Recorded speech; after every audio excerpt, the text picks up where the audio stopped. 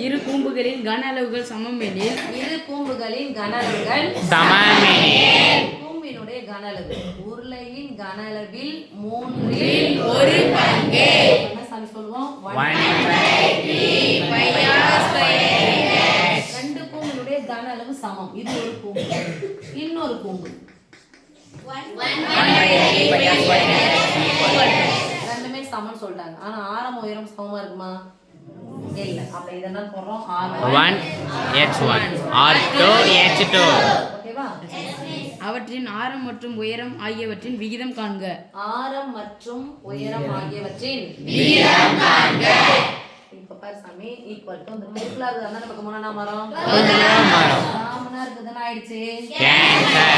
ஆரம் மற்றும் உயரத்தினுடைய விகிதம் கேக்குறாங்க. விகிதம்னா என்னது? பை. விகிதம்னா பை. பைனா Is. அவ்வளவுதான் சாமி. R1 ஸ்கொயர் பெருக்கலா இருக்கிற R2 ஸ்கொயர் என்ன அந்த பக்கம் வந்தா வகுத்தலாம் இத இங்க வச்சுக்கோங்க. H2 by H1 அந்த பக்கம் போச்சுனா by H1 ஆமாதானே? Yes miss. இப்போ ஆரங்களின் விகிதம் கேக்குறாங்க. ஆரம்னா இந்த ஆரம் ஸ்கொயர் இருக்கு. அப்பனா எடுக்கணும் நானு ஸ்கொயர். ஏன் ஸ்கொயர் என்ன ஆகணும்? கேன்சல். லெஃப்ட் சைடுல ஸ்கொயர் ரூட் எடுத்தா ரைட் சைடுல ஸ்கொயர் ரூட். அப்ப போடுங்க ஸ்கொயரும் ரூட்டும் கேன்சல். அதோட பெருக்கல வகுத்துல வச்சா ஸ்கொயர் ஆனது எல்லாத்துக்கும் பொதுவா போடுறோம். இங்க ரெண்டு இருக்கு இங்க ரெண்டு இருக்கு. பொதுவா போட்டா என்ன பண்ணிடுவோம்? ஸ்கொயர் ரூட்டும் கேன்சல். இதுக்கு சொந்த ஸ்கொயர் ரூட் அதனால கேன்சல் பண்ணிட்டோம். அப்ப என்ன வரும்?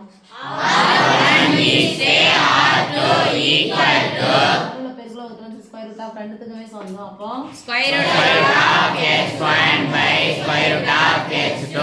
பைக் பதிலா என்ன பண்ணலாம்? ஈஸ்ட் போட்டுக்கலாமா? Yes miss. ஈஸ்ட் போட்டா 2 mark question. Square root of H2 is